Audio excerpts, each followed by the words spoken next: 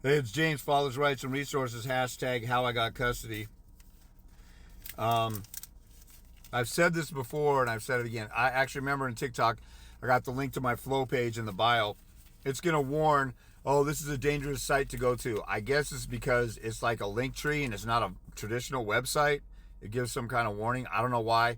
It goes right to my flow page. I've tested it before. It's the link to my flow page. All my resources, information, contact, rates, free information there, my online store, a video explaining the three most important things in my online store that every dad should have. Or if you don't have them, at least research those topics on your own. The rules of evidence, the best interest of child factors, and all the information and data and evidence that shows women lie about abuse and domestic violence in order to get leverage in custody battles. So those resources are on there. Thousands of dollars worth of information for pennies on the dollar compared to what attorneys will charge you. Like my packet defending against a protection order that countless men have used and fought off restraint, anti-harassment, and domestic violence protection orders. Some guys didn't even get a consult with me. I actually just posted a few weeks ago. A guy said he got that packet and fought off a bogus protection order on Instagram with the HIGC testimony, how I got custody testimony hashtag. Guy didn't, I don't even know who it was, just out of the blue. He said he bought my packet. He didn't get a consult with me. He just worked off the packet and fought it well. A lot of you guys are screwed because you have a protection order. A lot of you guys have signed off on a protection order. Say, I can care less whether I talk to her, so I'll just sign off on it to get out of the way. I don't care. You should care because it officially makes you a domestic violence perpetrator, which is a reason to withhold your children from you. That's an asinine, stupid way to go. If you're innocent of something, you should fight the system on it. Every time I was falsely accused of something, every time something went wrong, I went for the truth. So that leads me to this issue. Just talked to a dad today. The attorney said, hey, let's not criticize the mother too much. Let's just kind of go with the recommendations of the evaluator or the guardian ad litem or whoever. You should know better than to listen to that stupidity. You should hear your conscience telling you no, that's bullcrap, and you should have some balls to not tolerate that stuff. Okay, just like I've told you guys before. Goldberg and Jones of Seattle, divorce lawyers for men or fathers' rights attorneys, told me I'll get every other weekend. I said, I work at night. My baby's mom works during the day. I can at least be my daughter's daycare and see her 5 days a week. They said you'll probably still get it every other weekend. That made no freaking sense to me at all whatsoever in any way, shape, or form. So I hung up the phone on them. A lot of you guys would say, oh, whatever you say, that sounds good because, you know, you got a suit and tie on and anybody with a suit and tie is telling the truth. Yeah, used car salesman, politician, lawyer. Anybody with a lab coat is telling the truth. The medical field is the number 3 killer in America behind heart disease and cancer, which are preventable if we didn't eat the way that we eat. So actually, if we ate normally, the medical industry would be the number 1 killer, and you just believe whatever somebody in a lab coat tells you. Watch the oh my gosh, the Milligan experiment where they show these guys in lab coats telling people to hit a buzzer to shock people in another room because they answered a question wrong. It was a test on the people who pressed the button. The people would speak into a mic and say, "Hey, is the sun further away from the Earth or Mars?" And they say I don't know which one is which. Probably Mars is, Mars. Let's say it's Mars, and they say the sun, and so you have to. And the guy in the lab coat says you have to press the button, and you hear zzz, and they go ow, and then they say you need to turn it up. So they turn it up, and then ow, oh my God, stop! And then there's people screaming in torment after and then some of the people, the participants, all the scientists in lab coat had to say was, please move forward. The experiment must go on.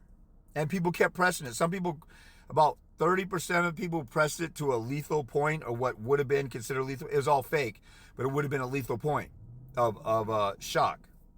because people are followers. They just listen to whatever anybody else tells them. Stop doing that. You are in a court of law. The guy I talked to today, I said, why did your attorney tell them, oh, you gotta be gentle and be nice and be like, why? Well, we don't want to ruffle any feathers and the court might frown upon that.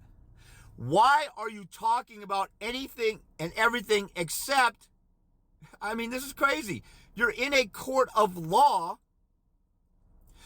and you have an attorney at law who's telling a judge who used to practice law and now has to apply the law. And you're talking about everything else except the actual law. If the law says if she's mentally ill, the court has to consider that and maybe give you custody. And you go in there and talk about how mentally ill she is, and your attorney's like, no, don't do that. You don't want to do that. That'll look bad, even though it's a winning point for you to get custody of 50-50. I mean, it's crazy. That's like, I'm trying to prove murder, so I'm trying to prove the dead body, that person was there, and I have witnesses and fingerprints and surveillance evidence, surveillance video. And then I have intent, like he was a ex-boyfriend and said, I'm going to kill you if you go out with that guy again or sleep with him again. And, that shows intent. How your attorney is telling you to withdraw or lay back or hold back, that would be like a prosecutor in a murder case like that. Oh, you know what? I'm not going to do the video surveillance. Oh, I'm not going to do the fingerprints. That'll make that guy look bad and I'll be looking too aggressive. Or if you have a pedophile up there, do you say, oh, this person, disturbs the bubble of children? Or are they a vicious violator of a child's, a sick, twisted sociopath, whatever? You don't worry about hurting people's feelings.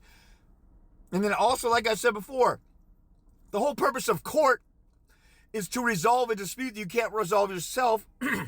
So you go to court and you present oral argument. You have opposing parties. You confront witnesses. You impeach the credibility of a witness.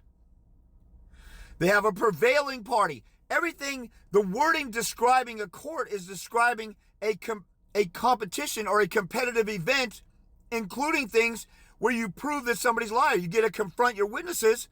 You have a right to confront them. That's assuming that sometimes people lie.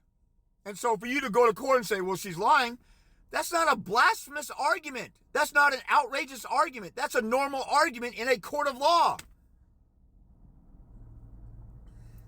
This is insane that attorneys will ever even, we want to worry about what everybody thinks and feels and how it goes and stuff. Do you think that a defense attorney, when they're badgering a witness on the stand and they're going into a witness, defense attorneys used to, a rape victim, they would say, well, what were you wearing that night? Were you bending over a little bit or were you showing cleavage? And they're harassing. Now we have rape shield laws where they can't do that stuff. But they would badger a witness. Nobody cared about that for decades and decades. Now all of a sudden we worry about what? It's the culture of feminism. It's the culture of pussy bitchism. Men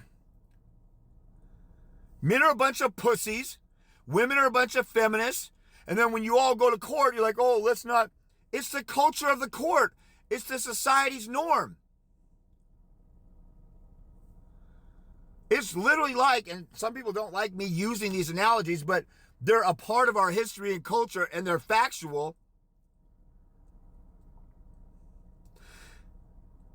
The way a black, like Emmett Till, the people who murdered Emmett Till, when they were put on the stand, I'll bet you they didn't badger those witnesses too much. Like, let's not make the white people look too bad, because everybody is in the Klan around that time.